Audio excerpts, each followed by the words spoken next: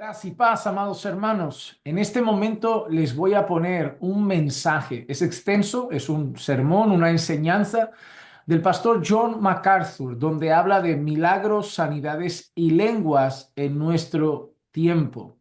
Él lo hace desde su perspectiva y él da la explicación a la luz del texto bíblico de cómo él interpreta ese asunto a día de hoy y en el pasaje que él va a estar mencionando. A mí me gustaría que pudieran ver el mensaje, más bien escucharlo, es audio, lo pueden poner ahí sonando ustedes mientras hacen otra cosa, pero atentos a sus comentarios. Y me gustaría que luego, después de escuchar los argumentos, en los comentarios pudieran dar su perspectiva, su postura, en caso de que quieran refutar alguna de las explicaciones que ha hecho, también ponerlo y decir, mira, él dice esto en este pasaje, pero a la luz de este pasaje creo que esto no se debe interpretar así. Y bueno, así como digo, últimamente entre todos seguimos aprendiendo más de la palabra del Señor. Así que les dejo con el mensaje, con el sermón, con la enseñanza y esperamos sus comentarios. Hemos estado estudiando los dones y los principios sobre los cuales operan, y hemos visto que es muy importante que todos los creyentes ministren sus dones para la edificación del cuerpo.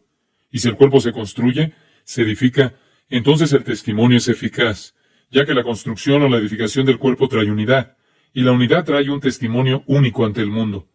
En concreto, comenzamos a enumerar los dones espirituales. Encontramos una lista de ellos en 1 Corintios 12 y también en Romanos 12.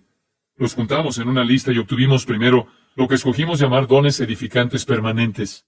Estos dones fueron dados para la edificación de los creyentes.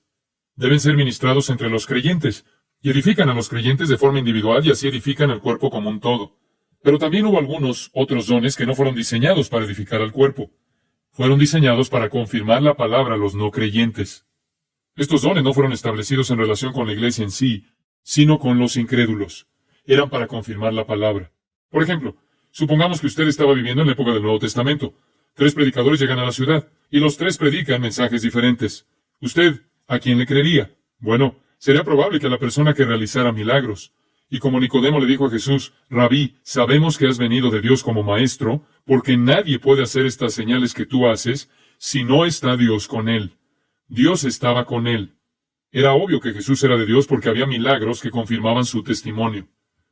Él lo aseveró y luego dijo, creedme que yo soy en el Padre, y el Padre en mí. De otra manera, creedme por las mismas obras. La confirmación de las afirmaciones de Cristo fueron los milagros.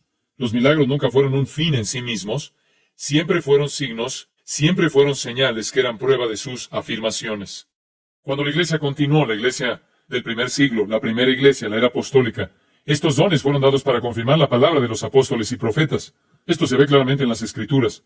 Se les otorgó ciertos dones milagrosos. No eran para la iglesia, no eran para los creyentes, eran para confirmar a los incrédulos que el mensaje predicado por los apóstoles y profetas provenía indudablemente de Dios. 4 de estos dones son mencionados en el Nuevo Testamento: los milagros, las sanidades, las lenguas y la interpretación de lenguas, o mejor dicho, los idiomas y la traducción de los idiomas. Esa es la traducción griega exacta. Ahora, veremos que no tiene ningún rol, sino que existieron para la era apostólica, diseñados para confirmar la palabra antes de que el canon del Nuevo Testamento fuera completado y, específicamente, mientras Dios seguía dando señales directamente a Israel. Veremos eso. Permítanme primero decir lo siguiente. Confío y oro para que usted escuche lo que digo esta mañana. Yo tengo muchos amigos queridos que están involucrados en movimientos que creen que estos dones son para el día de hoy. He predicado en sus iglesias. He tenido comunión con ellos como creyentes en Jesucristo. Y hemos aceptado nuestras diferencias en este punto. Y confío y ruego a Dios no ser tan deductivo, sino ser objetivo con las Escrituras. Estoy abierto a cualquier cosa que el Espíritu de Dios me va a enseñar. Oro por eso. Oro para que Dios no permita que mi lengua diga algo que no es de Él. Lo que digo, lo digo en amor. Y sin embargo con valentía que solo puede ser mía a partir del estudio de la palabra de Dios. Y confío en que lo escuchen de esa manera. No es una reflexión sobre la salvación y la genuinidad de muchas personas que están involucradas. Todo lo que estamos tratando de hacer es llevar todo a la luz de las Escrituras. Marcos 16:14. Finalmente desapareció a los 11 mismos, estando ellos sentados a la mesa, y les reprochó su incredulidad y dureza de corazón, porque no habían creído a los que le habían visto resucitado. ¿Recuerdan el testimonio que les llegó a los discípulos? Que Jesús había resucitado y que ellos no estaban muy seguros de eso. Versículo 15. Y les dijo, id por todo el mundo y predicad el evangelio a toda criatura.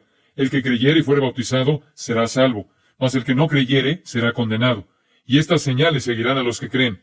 Les dice a los 11 que en su mensaje, para confirmar la fe de los que creen, habrá ciertas señales. Y aquí creo que está hablando directamente acerca de los 11.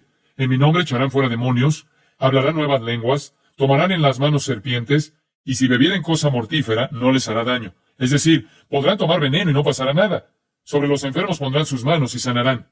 Ahora, aquí hay algo interesante.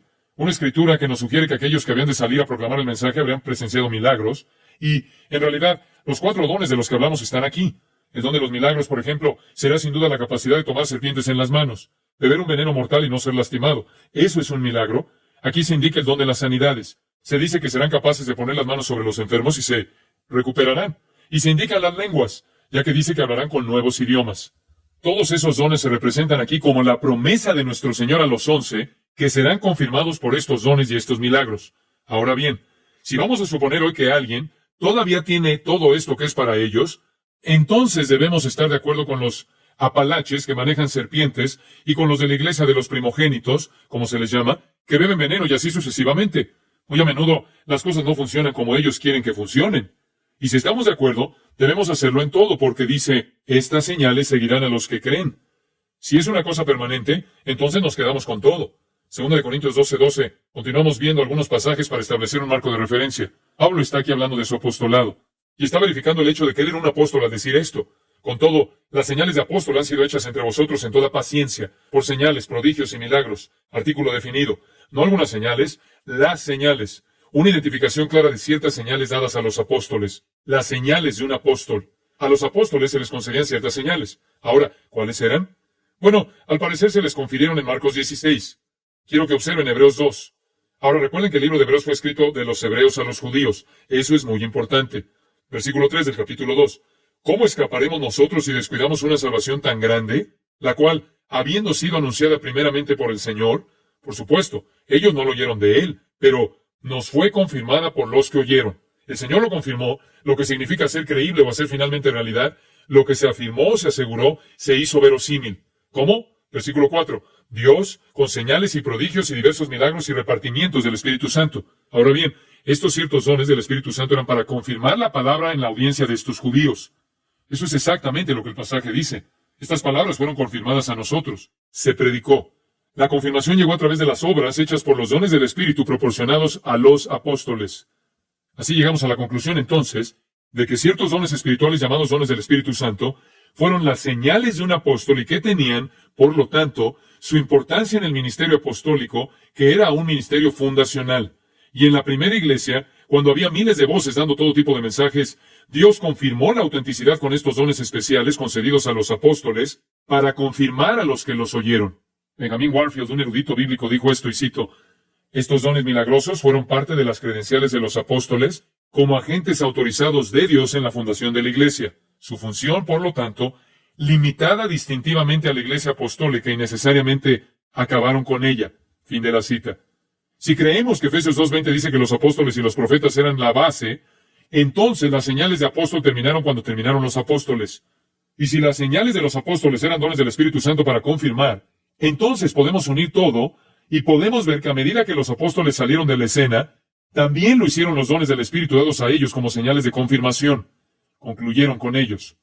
Algunos pasajes de Hechos específicamente asignan y asocian estos dones con los apóstoles. Hechos 14:3, solo para darles una idea, dice, por tanto, se detuvieron allí, Pablo y Bernabé en Iconio, mucho tiempo, hablando con denuedo, confiados en el Señor, el cual daba testimonio a la palabra de su gracia, concediendo que se hiciesen por las manos de ellos señales y prodigios. He aquí un ejemplo de cómo Dios usó estos dones. Ellos predicaban, y su predicación se confirmaría como divina porque hacían milagros. Yo no creo que la iglesia de hoy necesite este tipo de confirmación. La iglesia de hoy no necesita confirmación. Si 3 personas llegan a la ciudad y tienen un mensaje diferente, puedo decir inmediatamente quién es de Dios. Y la pauta no es quién hace milagros. ¿Cuál es la pauta? ¿Cuál es la norma o el estándar? La Biblia. Porque aquí está la norma que Dios ha concedido para confirmar el mensaje de quien sea. Pablo incluso dice a los profetas en 1 Corintios 14 que cuando profeticen se aseguren de que su profecía se relaciona con la doctrina que les he enseñado.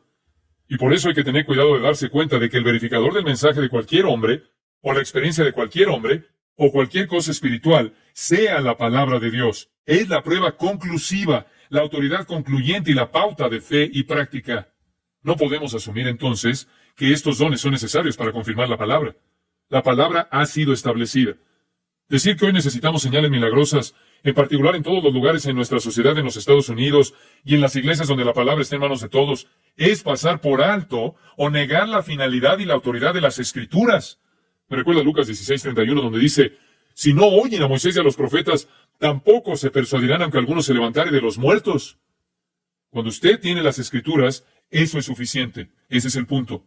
Incluso en el momento en que Pablo escribió Efesios, dice que habrá evangelistas y pastores de enseñanza. Y él dice, van a construir el cuerpo. Pero él no hace ninguna mención de ninguno de estos dones milagrosos. Y luego, cuando usted lee las cartas de Pablo a Timoteo y Tito, encuentra que la herramienta es la palabra de Dios. Continuamente dice, enseña la sana doctrina. Ahora bien, si en realidad estos dones que confirman existieran hoy en día, como algunos dicen, entonces acompañarían a grandes maestros de la Biblia, o acompañarían a personas que están dando el evangelio en tierras donde no hay Biblias para confirmar su mensaje, pero no acompañarían a grupos de cristianos que tienen las Escrituras en sus manos. Eso no tiene ningún sentido. No tiene nada que ver con el don bíblico. Los grandes maestros históricos de la Biblia concuerdan en que no poseen estos dones. Y si nos remontamos a la historia y seguimos el rastro de los hombres que han hecho grandes obras de teología, vemos que ellos no estaban involucrados en esto. Estos dones eran para los tiempos apostólicos de entonces como un ministerio de fundación. Ahora, echemos un vistazo a los dones. Solo podemos verlos de manera superficial. En primer lugar, el don de milagros. 1 Corintios 12:10.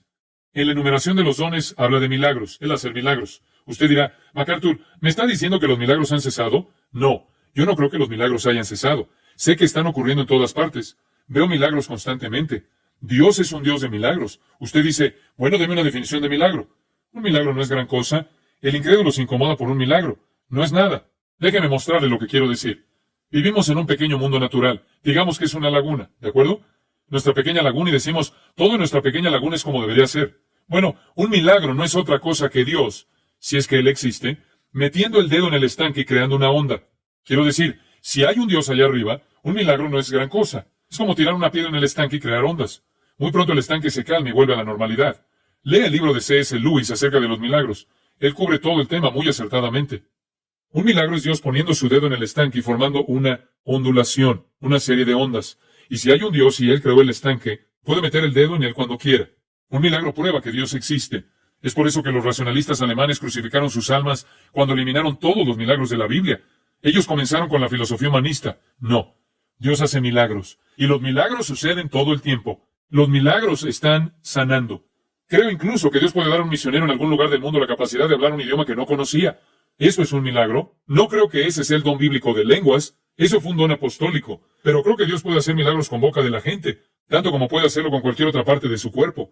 Dios todavía hace milagros. Vemos que los hace todo el tiempo. El milagro más grande que Él hace es el milagro del nacimiento. Quiero decir que yo mismo soy un milagro. Nuestro Señor, cuando estuvo en la tierra, hizo muchos milagros, y Él siempre los hizo para avalar su verdad. Pero Dios hoy puede hacer algunos milagros para que usted pueda dar su testimonio y alguien pueda decir, bueno, un Dios que puede hacer eso tiene que ser real. Eso puede ser cierto. Pero ya no para probar la revelación escrita, que es un sistema cerrado. Así que no estoy diciendo que los milagros han cesado. Solo estoy diciendo que los milagros son diferentes hoy en día y que el don de milagros ha cesado porque era apostólico. Se puede estudiar la historia de los milagros y usted encontrará que hay 4 grandes periodos de milagros en la Biblia. Y en los otros periodos de la Biblia simplemente no existían. El periodo de Moisés, un tiempo de milagros. El periodo de Elías y Eliseo, nuevamente. A continuación, un periodo de tiempo prolongado sin milagros. Y luego, de repente, durante la vida de Cristo y la era apostólica, los milagros siempre tenían un propósito y un tiempo limitado. Y la gente no hace milagros continuamente. Creemos que el don de milagros hoy en día ha cesado con el fin de la era apostólica. Ser capaces de beber veneno, poder caminar y realizar todo tipo de prodigios, señales y milagros es algo que pertenecía a esa época. No hay nada de eso en todos los escritos de Pablo a Timoteo y a Tito. Nada en absoluto acerca de los milagros. No hay ninguna indicación de hacer milagros o incluso un énfasis en la vida de Pablo.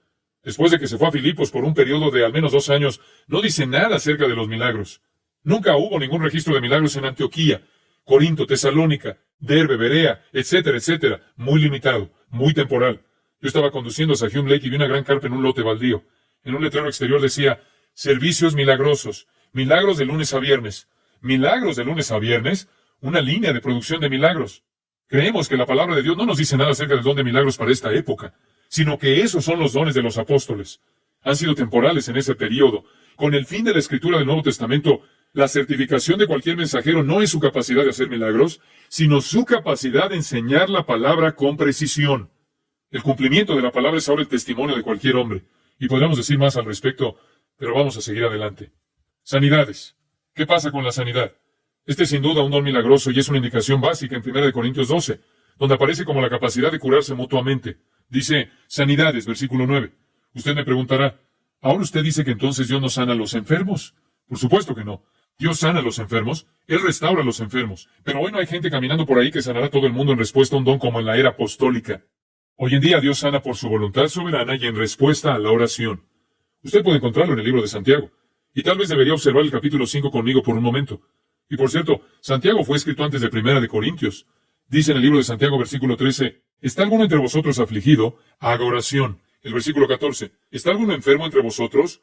Llame a los ancianos de la iglesia y oren con él. Oren sobre él, ungiéndole con aceite en el nombre del Señor. Y la oración de fe salvará al enfermo. Eso es lo que dice. Dios lo levantará. Incluso en Santiago, que puede ser el primer libro en el Nuevo Testamento en términos cronológicos, tal vez el más antiguo, cuando alguien estaba enfermo no dice, ve por el que tiene el don de la sanación, ve por el que tiene el don de sanidad, de curación, sino que dice, oren por él. Dios nunca quiso que el don de la curación tuviera una relación especial real con la iglesia. Era una señal, el don de sanidad, para confirmar la palabra a los incrédulos. Y usted puede estudiar a Jesucristo y encontrará que a quienes sanó eran incrédulos. Estuvo involucrado en ratificar sus afirmaciones en las mentes de los no creyentes. Cuando la iglesia se enfermó, oraron el uno por el otro. Y Dios respondió a la oración. Creo que el don de la sanidad, proporcionado a quien fue un apóstol o profeta como predicador de la palabra, permitió confirmar en las mentes de los incrédulos por medio de milagros.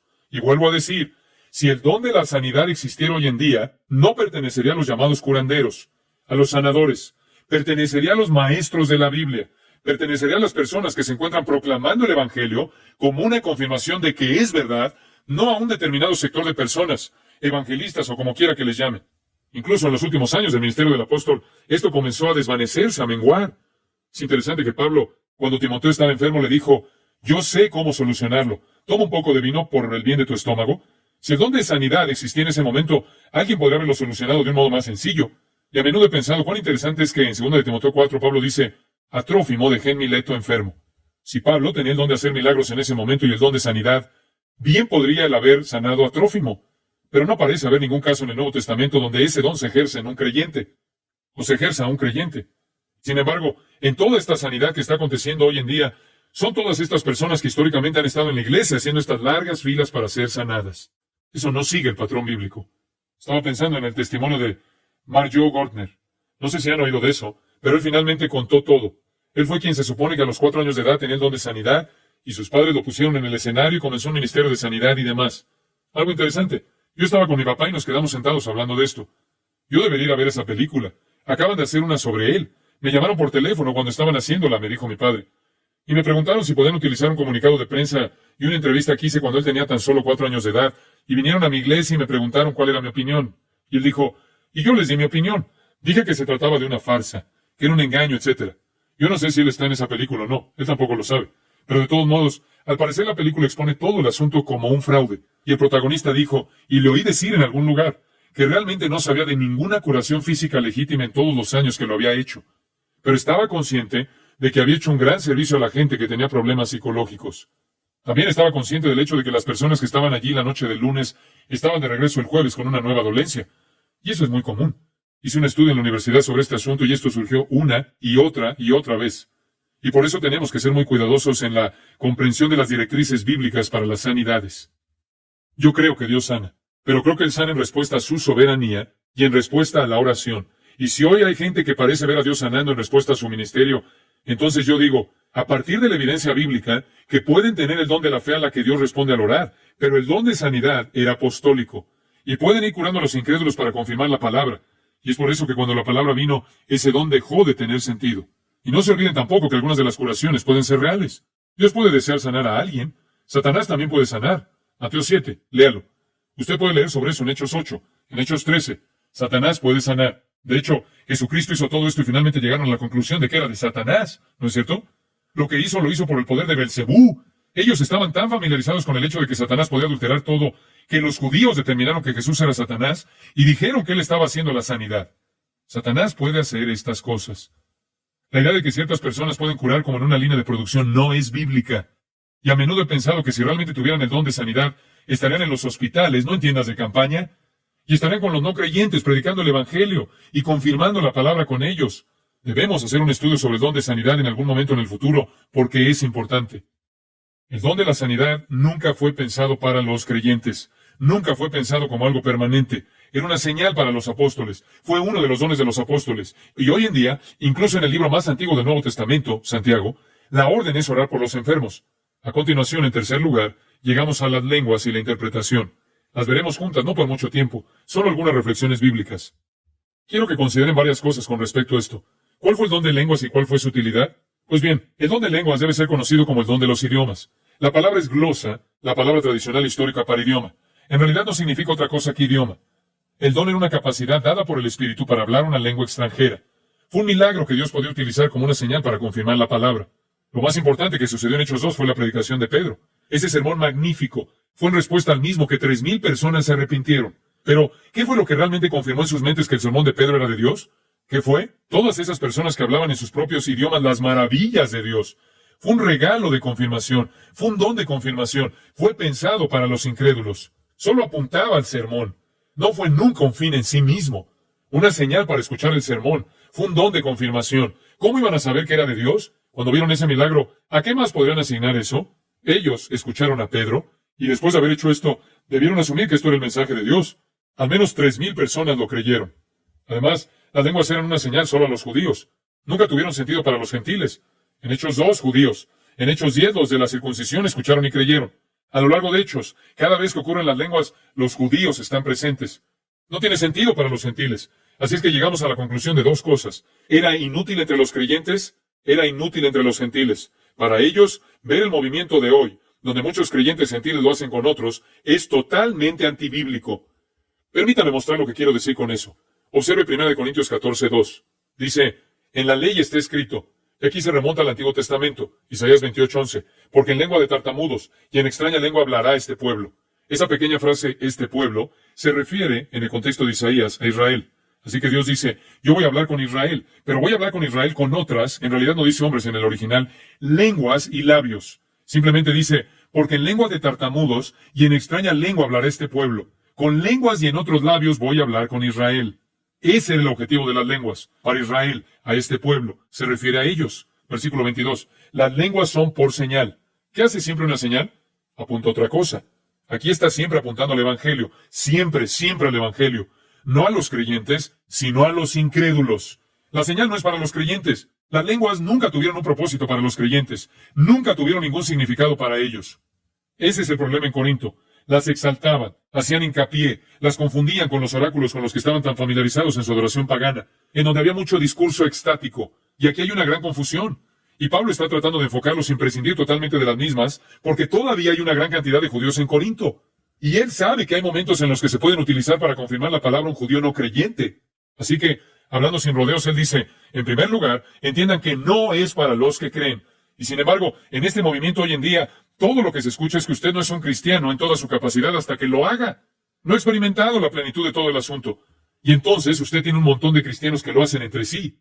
No hay ninguna razón para eso. Tienen toda la revelación que Dios ha trazado aquí en este libro. Cuando la palabra de Cristo mora en abundancia en ellos, que es lo que significa ser lleno del Espíritu, van a experimentar todo lo que se pueda experimentar. Y así vemos que tiene que ser llevado a la prueba de las Escrituras. En Isaías 28:11 se le asigna definitivamente Israel, versículo 22. Las lenguas no son a los creyentes, sino a los incrédulos. ¿Quiénes no creían? Los judíos. Y él dice, ¿por qué no intentas predicar? Eso es bueno para todos. Eso es bueno para los que creen. Lo dice preocupado por los corintios. No necesitan experiencias, necesitan doctrina. Ese era su problema. Observen el versículo 23. Esto es confuso si usted no lo entiende. Si pues, toda la iglesia se reúne en un solo lugar. Esto es lo que estaba pasando en Corinto. Toda la iglesia, los cristianos en el único lugar y todos hablando en lenguas. Y todos están hablando en todos los idiomas. Y tal vez la mayoría de ellos no eran lenguas, sino solo un poco de balbuceo. Hablaremos de eso en un minuto. Si entran indoctos o incrédulos, ¿no dirán que estáis locos? Usted dirá que no tiene sentido. En el versículo 22 dice, las lenguas son por señal a los que no creen. En el versículo 23 dice que si entran los incrédulos pensarán que estás loco si lo haces. Usted se pregunta, ¿cuál es la diferencia? La diferencia es la siguiente. son una señal para los judíos que no creen. Corinto no era una ciudad judía. ¿Qué era? Era una ciudad de gentiles, de griegos. Y el problema es que los gentiles llegaban y no podían entender qué estaba pasando. Ellos tenían que estar expuestos a un fenómeno que Dios nunca tuvo la intención que fuera para un gentil. Eso es lo que Pablo tiene que estar diciendo aquí. Vienen a su asamblea y todos ustedes están haciendo eso. Le voy a dar un ejemplo. Tengo un vecino gentil que vive al lado y hemos estado tratando de compartir a Cristo con esta señora y su marido. Mi mujer ha compartido con ella. Yo compartí con ella. Fui a visitarla al hospital. Ella tuvo un grave ataque al corazón, lloré con ella, le expliqué el evangelio y demás. Y hemos pasado por esto tratando realmente de llevarlos a Cristo. Y tienen un trasfondo muy difícil, un trasfondo religioso, que siempre es el más difícil porque son gente muy religiosa, muy buenas personas. Y hemos estado trabajando, orando y compartiendo información, dándoles material y todo lo que se puede hacer. Se acercó a mi esposa el otro día, quebrantada, y le dijo, tengo que preguntarte algo. Ella dijo, una señora vino y me llevó a una reunión. Esa gente estaba loca. Mi esposa investigó un poco, y esta señora había llevado a una persona gentil no creyente a uno de estos eventos de lenguas. Ella se sentó allí y llegó a la conclusión de que todo era un revoltijo y cerró la puerta a nuestra oportunidad de compartirle a Cristo. Ella piensa que la gente que hace eso está loca. Y puesto que mencionaron el nombre de Cristo y cargan la Biblia y ven lo mismo que nosotros también debemos ser parte de lo mismo. Le caemos bien, pero eso es lo que está pasando por su cabeza. Y es exactamente lo que Pablo dijo, que nunca fue pensado para los gentiles. Fue una señal especial que Dios le dio a los judíos en una época especial. Está muy claro en las Escrituras. No se puede discutir. No es mi opinión. Es la palabra de Dios que lo dice. Ahora bien, si en el año 70 Dios destruyó Jerusalén y dejó de ocuparse de Israel y se volvió a los gentiles, a continuación, solo por ese hecho, las lenguas tuvieron que cesar, ya que Dios ya no daba más señales especiales a Israel, ¿no es cierto? Él ha hecho a un lado de manera temporal a Israel y los ha cegado. Las señales de Israel, por el momento, se han acabado. Por lo tanto, esta es una señal para Israel que ha cesado. Se ha dejado de ser una señal para Israel que, para empezar, es lo que siempre fue. Debe haber cesado. Estamos tratando de traer a las Escrituras el testimonio de todas estas verdades. Lo que tenemos hoy es una exaltación de este don fuera de contexto. En el versículo 20 que dice, hermanos, no seáis niños en el modo de pensar, sino sed niños en la malicia, pero maduros en el modo de pensar. La inmadurez es dar a este don otra finalidad distinta del original y utilizarlo para otro propósito de generarlo. El don tiene un diseño claro dado por Dios. Para los no creyentes no tenía sentido. Nunca tuvo ningún sentido en la edificación del cuerpo. Nunca tuvo ningún efecto en el cuerpo, y siempre en los judíos incrédulos. Y cada vez que se ven las lenguas en el Nuevo Testamento, los judíos están presentes, y debido a que no estaban en Corinto, son condenadas. Y sin embargo, Él permite que existan debido a la enorme población judía que iba y venía al centro de comercio de Corinto. Lea Hechos 18. Allá habían muchos judíos, por lo que el don tenía que estar en Corinto, y podía ser usado correctamente para ellos. Pero lo habían usado fuera de control, y especialmente ya que los corintios habían salido de los oráculos, y el habla estática formaba parte de todo su culto. Se está haciendo un estudio sobre esto para registrar la historia del mismo, y se ha encontrado que hablaban en lenguas estáticas, las llamaban el lenguaje de los dioses, e incluyeron esto y se armó todo el lío, y Pablo está tratando de corregir el problema con amor. Permítanme añadir otra cosa. Además, siempre en un idioma conocido. Puede haber sido extranjero al que hablaba, pero siempre era genuino, y hay muchas razones para ello. En Hechos 2, glosa significa idiomas, y los enumera. Partos, medos, elamitas y Mesopotamia, Egipto, cretenses, árabes. Dice exactamente qué idiomas eran. Incluso utiliza gene glosa en 1 Corintios, que significa tipos. Gena, de donde obtenemos género, clases de idiomas, variedad de idiomas. No podía haber variedades de balbuceo, así que tiene que ser idiomas y variedades. Luego, cuando dice el don de interpretación de lenguas, es la palabra hermineia, que significa traducción de idiomas. Estos serán idiomas. En 1 Corintios 14:7, él incluso dice que tiene que tener una estructura gramatical. Dice, ciertamente las cosas inanimadas que producen sonidos como la flauta o la cítara, si no tienen distinción de voces, ¿cómo se sabrá lo que se toca con la flauta o con la cítara? Ellos estaban balbuceando. Estos corintios habían degenerado todo. Y él dice, ni siquiera es claro, no es genuino, no se puede ser traducido, por lo que debemos prestar atención a estas cosas. Ahora, de acuerdo a la lingüística moderna, si nos fijamos en el movimiento de las lenguas hoy, concluimos que es un idioma. Les daré el testimonio de un hombre, y hay mucho sobre esto de lo que podríamos hablar. Permítame mencionar este pensamiento. William Samarin. William Samarin ha escrito un libro cuyo título es Las lenguas de los hombres y los ángeles. Él es un experto en lingüística. Ha dedicado su vida al estudio de la lingüística. Es un doctor en lingüística. Es profesor de lingüística en la Universidad de Toronto, en Canadá. Se crió en una comunidad rusa en los Estados Unidos, en una parte donde la misma fue impregnada totalmente en lenguas. Pasó toda su vida creciendo con el tema de las lenguas. Finalmente decidió estudiarlas y estuvo la mayor parte de su vida trabajando con las mismas. Y dijo esto, y cito, Durante los años en los que he participado en estas reuniones de lenguas en Italia, Holanda, Jamaica, Canadá, Estados Unidos, etc., he observado pentecostales clásicos y neopentecostales. Fin de la cita. Esto es en 1960. Este es el nuevo movimiento en todas las denominaciones. Y cito, he estado en reuniones pequeñas, en casas particulares, así como en enormes reuniones públicas.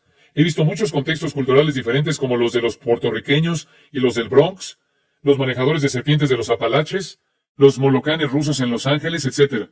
He entrevistado a personas que hablan en lenguas y he grabado y analizado muestras de innumerables lenguas. En todos los casos, dice, la glosolalia resulta ser un disparate lingüístico. A pesar de semejanzas superficiales, la glosolalia no es fundamentalmente un idioma. Fin de la cita. Ese es el testimonio de un experto en lingüística. Este ha sido el resultado de muchos de ellos. Como he dicho antes, si usted pregunta, ¿eso quiere decir que Dios no puede hacer esto hoy? ¿Que eso no podría ser real? ¿Quién diría eso? No. ¿Quién diría que Dios no puede hacer cualquier cosa excepto mentir? Eso es lo que dice la Biblia. Pero digamos esto, si Dios quisiera dar a un misionero la capacidad de hablar un idioma que no conoce para comunicar el Evangelio en una situación crítica, Él podría hacerlo. Ese no es el don de lenguas. Eso es tan solo un milagro de Dios que hizo en ese momento. Este don era para los judíos. Siempre era un idioma conocido. No era tanto para hablar del Evangelio, sino para mostrar un acto sobrenatural divino para que escucharan el Evangelio cuando se les anunciara. Así que el verdadero don era siempre un idioma conocido, siempre una señal para el incrédulo y siempre a un no creyente judío. No tenía ningún sentido para los creyentes, y por eso es tan difícil de entender para tantas personas. Hay creyentes que se reúnen y hablan el uno al otro en lenguas, lo cual no es el modelo bíblico. Usted se preguntará por qué los corintios abusaron de él.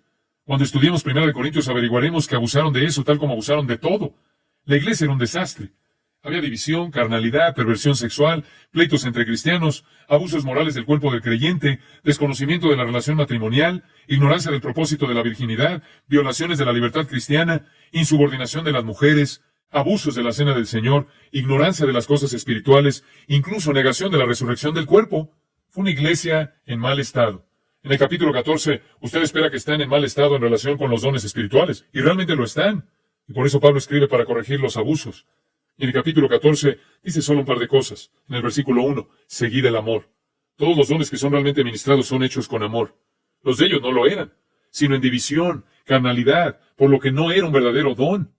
Procurad los dones espirituales. Eso es en su congregación cuando se reúnen. Desead que Dios os ministre a través de los dones, pero sobre todo que profeticéis. Y define ese don en el versículo 3 como hablar para edificación, exhortación y consolación. Luego en el versículo 2 dice, y esto es lo que estaban haciendo, el que habla en lengua no habla a los hombres, sino a Dios. Estás hablando misterios en tu espíritu. ¿Por qué no haces algo de lo que todos podamos beneficiarnos? Como enseñar, predicar, lo que presupone estudio, que es donde se obtiene la verdad espiritual, que es la manera de crecer. En el versículo 4 dice, tú eres responsable de edificarte a ti mismo, lo cual es egoísta. Hoy sucede el mismo problema, el egoísmo en el ejercicio de esto. No hay que ser egoísta. El ejercicio de un don espiritual es verdaderamente desinteresado. Es para edificar, no es para autoedificarse, no es para la edificación personal. No ha de estar para nada centrado en mí. Que salga de mí y produzca algún tipo de experiencia espiritual para mí mismo es el colmo del egoísmo. Ministrar es edificar a los demás. ¡Qué bendición! Él debe permitir que exista por el bien de los judíos, por lo que expresa algunas calificaciones para hacerlo, o requisitos para hacerlo. Y dice en el versículo 27, si habla alguna lengua extraña, sea esto por 2 o a lo más 3, y por turno, y uno interprete. En la iglesia de Corinto iban por todas partes, solo 2 y 3. Cada vez que se reúnen y Dios plantea hacer esto, debe haber judíos incrédulos que necesiten este don para ser ministrados. Solo 2 o 3, y por turno, y con un intérprete. Y si usted no tiene un intérprete, versículo 28, entonces no diga nada. Siéntese y ore. Versículo 28, hable para sí mismo y para Dios. Luego dice esto en el versículo 34, vuestras mujeres callen en las congregaciones. Si esto se pusiera en práctica, el 75% del movimiento acabaría mañana porque está muy dominado por mujeres, porque no les es permitido hablar. Ese era el problema. Las mujeres estaban en control. ¿Qué hemos visto? Bueno, hemos visto que Pablo puso en uso algunas normas muy estrictas, incluso en Corinto, y a continuación nos muestra su importancia. Y sabemos que era para los judíos y para los judíos incrédulos. Por lo tanto, cuando Dios dejó de tratar con los judíos, dejó de dar señales a Israel. No había necesidad de ese don, porque eso es lo que era, una señal para Israel. En Corinto se convirtió en una confusión masiva. Ahora hemos hablado de cómo sabemos que ha cesado. Nuestra teología nos lo dice. Tenía un propósito temporal, eso lo vemos. Pero le voy a dar otro pensamiento. 1 Corintios 13:8. Si nos fijamos en el versículo 8, creo que veremos un buen lugar para comenzar. El amor nunca falla. Entonces debe compararlo con algo que sí lo hace. pero las profecías se acabarán. No funcionarán o serán reemplazadas. Ya sea que haya lenguas, cesarán. Parar. Si hay conocimiento, se acabará. La palabra acabarán en relación con el conocimiento y acabará en relación con la profecía es la misma palabra. Catargeo. Significa inoperante o ser reemplazado. La profecía y el conocimiento serán suplantados. Significa que llegará el cumplimiento cuando todas las profecías y el conocimiento serán reemplazados por el conocimiento pleno. ¿Qué pasa con las lenguas? Bueno, esa es una palabra totalmente diferente. Las lenguas no serán reemplazadas. Ni siquiera aparecen en los versículos 9, 10, 11, 12 y 13, que hablan de cuando venga lo perfecto. Las lenguas ya han desaparecido. Se pauó. P-A-U-O. La palabra en voz activa significa hacer cesar. En la voz pasiva significa cesar por sí misma. Las lenguas cesarán. Observen esto, es interesante. Dice, las lenguas cesarán por sí mismas. El conocimiento será inservible. La profecía será inoperante. Y luego continúa hablando de las dos en el versículo 9, porque en parte conocemos y en parte profetizamos. Las lenguas ya se han acabado. Él continúa hablando de lo perfecto que está por venir. Luego pasa a hablar de la profecía y el conocimiento, pero no más de las lenguas. Ahora bien, si entendemos que fue un don para los judíos, podemos suponer que se detuvieron al menos por el año 70, ¿verdad? Cuando Jerusalén fue destruida y Dios comenzó a trabajar con los gentiles. Y ya que nos fijamos en la palabra griega cuidadosamente, Pablo escogió una palabra muy clara. Podríamos traducirla en el sentido coloquial. Las lenguas se desvanecerán por sí mismas. Eso es lo que significa. Simplemente pararán por sí mismas. ¿Ven la diferencia? Utiliza un verbo diferente, una voz diferente y un tiempo verbal diferente. Debe querer decir algo diferente. Usted dice, ¿cuándo se desvanecieron? Bueno, como he dicho, la indicación del año 70 será un buen punto de partida. Escuche lo que dice Jorge Dollar del Seminario de Dallas, y cito. Unos 35 años atrás, un distinguido educador americano, el doctor George Cutton de la Universidad Colgate, examinó detenidamente todas las instancias históricas del hablar en lenguas. Después de la investigación, la conclusión de Cutton fue que en la iglesia antigua, la iglesia de los padres, no había ni un ejemplo bien documentado de una persona que practicara el hablar en lenguas o que incluso pretendiera hacerlo. Fin de la cita. En la primera iglesia, la iglesia de los padres de los primeros siglos, no había ni siquiera una instancia bien demostrada de alguien que ejerciera las lenguas. Al parecer, se detuvieron históricamente por sí mismas, como Pablo dijo que lo harían. La voz de la historia de la iglesia está, pues, también en contra del movimiento moderno y lo etiquetaría como antihistórico. Cleon Rogers dice esto, y cito, después de examinar el testimonio de los primeros líderes cristianos, y pasó mucho tiempo y dedicó mucho estudio como historiador en esto, él dice, su ministerio representa prácticamente todas las áreas del Imperio Romano, del año 100 al 400, y parece que los dones milagrosos del primer siglo se extinguieron. Ellos no se pueden encontrar en los primeros 400 años de la iglesia. Fin de la cita. Ahora usted puede decir, bueno, sí había Esteban Montano y Tertuliano en la iglesia primera, y tiene razón, pero Montano era un hereje que fue calificado como poseído por el demonio y afirmó que Dios solo habló a través de él, y que él era aquel en quien el Espíritu Santo moraba, y solo él. Este hombre tenía un problema, y Tertuliano era su discípulo. Pues bien, durante la Edad Media había algunos católicos que hablaban en lenguas. Los Shakers fueron la primera secta moderna de Estados Unidos. Ellos eran célibes, eran comunistas, y su líder era la madre Ann Lee, quien dijo que la segunda venida se cumplió en ella. El séptimo artículo de la fe en el mormonismo aboga las lenguas. Es una parte del mormonismo. El movimiento moderno nació en una reunión en Azusa, California, en 1914. Ahora, escuchen esto. Si las lenguas cesaron históricamente alrededor del año 70 o al final del siglo I, y luego, durante 1800 años no existieron, ¿qué está pasando hoy en día para que creamos que es real? Me refiero a que, ¿acaso el Espíritu de Dios ha quitado ese don estratégico de la Iglesia durante 1800 años? No hay nada en la Biblia que diga que será otorgado nuevamente. ¿Dónde ha estado por 1800 años si se trata de una parte integral de la vida de la Iglesia? ¿El Espíritu de Dios ha cometido un error grave? No lo creo. Creo que tenemos que colocar lo que está pasando hoy a la luz de las Escrituras. Usted dice, bueno, ¿qué está pasando? ¿Qué es entonces? Bueno, hay tantas explicaciones. Quiero ser preciso solo en el sentido de la evaluación. Algunas personas son muy sinceras, genuinas y están deseosas de esto y no deseo desalentarlas. En primer lugar, algunos son simplemente falsos, una falacia. Nunca olvidaré una vez que estaba predicando, y una señora se puso de pie y comenzó a hablar en lenguas en medio de mi mensaje.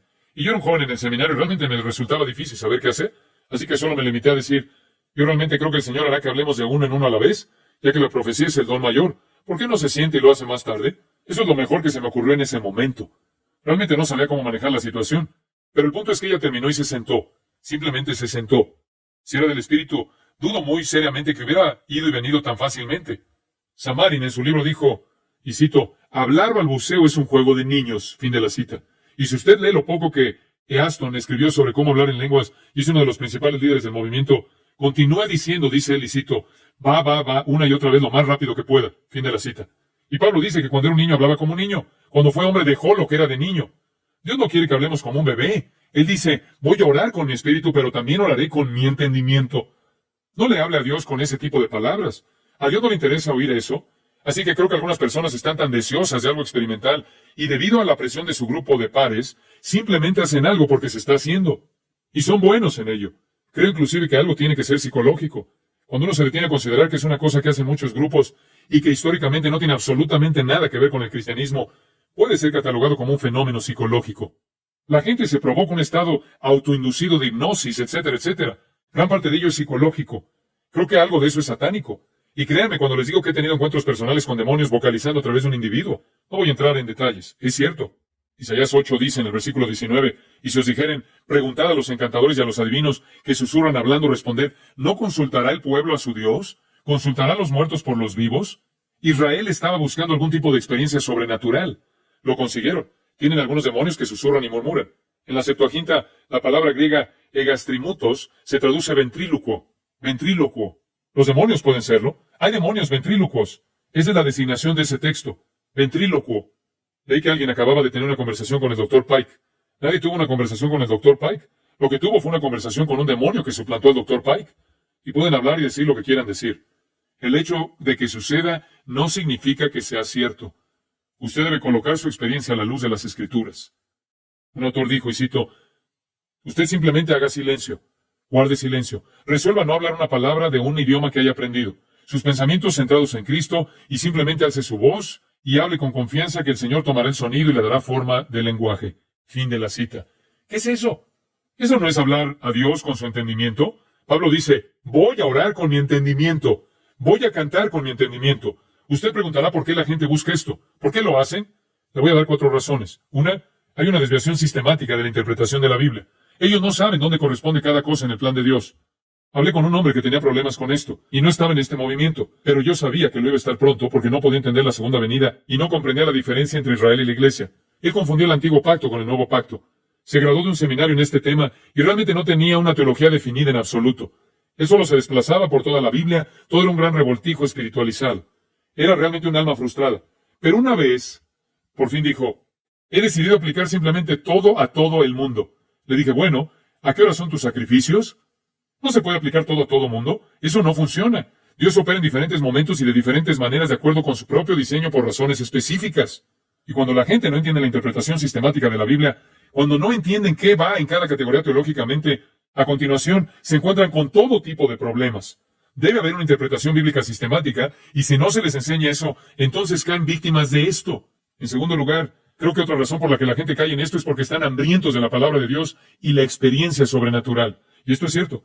Mi corazón está con esta gente. Mi corazón anhela enseñarles la palabra de Dios porque ahí está todo. Cuando la palabra de Cristo mora en ustedes en abundancia, todo es de ustedes, ¿no es cierto? Y estas personas no tienen eso. Y se mueren de hambre por la palabra de Dios. Se mueren de hambre porque algo real, algo divino pasa en sus vidas. Y se aferran a lo que puedan. Y las personas que están adelante de ellos les deberían estar enseñando, pero no lo están. Tercero, creo que mucha gente quiere mejoría física y experiencia emocional porque tiene falta de fe. En realidad no creen. Y tienen que estar continuamente mostrándose. Su fe es tan débil. Eso es duda en busca de pruebas. La gente quiere algo sobrenatural y entonces creerán. Y se aferran. A continuación, en cuarto lugar, creo que la gente lo busca porque se ha ofrecido como un camino rápido a la espiritualidad. Uno puede llegar tan rápido, automáticamente estás en el grupo superior. ¿Qué quiero decir? Pues bien, el movimiento moderno no tiene ninguna base en la doctrina bíblica. No observa ninguna norma. La carne y Satanás pueden hacer una experiencia falsa. Las lenguas no son exclusivas de los cristianos. No podemos decir que la experiencia las verifica. ¿Sabe usted que hay informes de Biblos en la costa de Fenicia que dicen que en el año 11 a.C. las lenguas sucedían allí?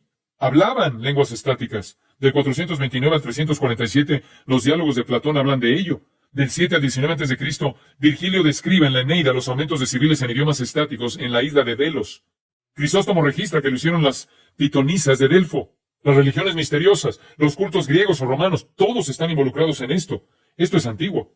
Hoy en día, los derviches de Persia pronuncian el nombre de Alá y se sacuden de forma violenta en trances y discursos estáticos. Los esquimales de Groenlandia participan de esto. Sus servicios religiosos son dirigidos por un curandero sacerdote, y hay baile, desnudez y todo tipo de cosas orgiásticas. Y en medio de todo esto, se habla en estas lenguas que no son idiomas. Freuchen, en Aventuras en el Ártico, dijo esto: Y cito, de repente uno de los hombres se volvió loco, incapaz de controlar el ritmo regular del servicio. Saltaba gritando como un cuervo y aullando como un lobo en éxtasis. Él y la chica comenzaron a gritar en un idioma que yo no podía entender. Si el hablar en lenguas existe, lo escuché entonces. Fin de la cita. No está necesariamente limitado al cristianismo. Los monjes tibetanos lo hacen. De hecho, grabaron algunos de ellos. Algunos de ellos hablan inglés y no tienen ni la más remota idea acerca de ese idioma. Otros articulan en inglés grandes obras de Shakespeare. Algunos de ellos incluso han citado a Freud en alemán, actividades diabólicas. Debemos llevar todo a la luz de las Escrituras. Y el peligro del movimiento moderno es que confunde la doctrina del bautismo del Espíritu. Subordinan frecuentemente a Cristo al Espíritu Santo. Crean dos niveles de cristianos, los que tienen y los que no tienen. Grupo superior e inferior. Y crean una unidad falsa. Como ya saben, la Biblia predice en Apocalipsis 17 que habrá una iglesia mundial. Me preguntaba cómo iba a pasar, cuando todo el mundo tiene su propia teología. Pero hoy sucede algo que, por primera vez en la historia, fragmenta todas las líneas denominacionales. 30.000 católicos están ahora involucrados en el movimiento carismático. De 8 a 14 millones de personas están involucradas en esto. Traspasa todas las líneas denominacionales. Las personas se están reuniendo sin doctrina. No importa cuál doctrina tenga mientras que posea esto. Bien podría ser que esto fuera el catalizador para el movimiento ecuménico que da lugar a la falsa iglesia en Apocalipsis. Termino con esto para que usted lo medite. Segunda de Pedro 1:3 dice esto. Como todas las cosas que pertenecen a la vida y a la piedad nos han sido dadas por su divino poder. ¿Quién? Cristo. ¿Qué nos ha dado Él? Todas las cosas. ¿Necesitaremos más? ¿Cómo las consigo? Mediante el conocimiento de aquel que nos llamó por su gloria y excelencia. A través del conocimiento de Él. Y cuando usted es salvo, usted recibe todo lo que necesita. Usted no tiene que buscar nada más. Busque conocer la palabra de Dios y tratar de conocer mejor a Cristo. No hay ningún producto espiritual distinguido que usted necesite que no tenga. Se debe ceder a la obediencia de aquello que es suyo en Cristo. Oremos. Padre, te damos gracias esta mañana por darnos el tiempo para considerar estas verdades. Hablamos con valentía porque hablamos a partir de tu libro. Sin embargo, Padre, sabemos que muchos seres queridos a quienes amamos, a quienes apreciamos verdaderamente, son parte de esto. Y no seríamos crueles, faltos de amor o injustos. No queremos ser así, menos que nada, Dios. Estaríamos en el error bíblico. Y por eso nos hemos esforzado en dividir, en trazar correctamente las Escrituras. Como padre, como pastor de este rebaño, siento la responsabilidad de protegerlo, asegurarlos de quienes los amenacen, que quieran destruir la unidad y desalienten su plenitud en Cristo. Así que, Padre, hemos dicho estas cosas, confiando en que el Espíritu de Dios haga su obra. Y oramos para que cada uno de nosotros busque en su propio corazón y reconozca que en realidad todo lo que necesitamos es nuestro en Cristo, y que estemos satisfechos con lo que tenemos, pero no hasta que estemos ministrando en fidelidad, en sometimiento y obediencia. Gracias, Señor, por tu palabra y por los que se congregaron para aprenderla. Oramos en el nombre de Jesús. Amén. Al concluir nuestro servicio esta mañana, todos debemos ser comisionados y enviados a algún lugar específico para compartir lo que hemos aprendido. Tal vez Dios tiene un lugar específico para que usted vaya. Tal vez esto le ha ayudado a responder algunas preguntas en su corazón. Permítame decir que cuando usted esté tratando con gente que esté en esto, no sea tan enérgico como yo he sido con usted. Acérquese con amor. Comparta los principios bíblicos. Lo que les digo a ustedes, lo digo porque están a mi cargo. Cuando usted está tratando de compartir estos principios, no sea tímido acerca de los mismos, pero asegúrese de compartirlos con amor, para que no seamos culpables de hacer aquello que no deseamos hacer. Ejercitar nuestros dones fuera del contexto del amor.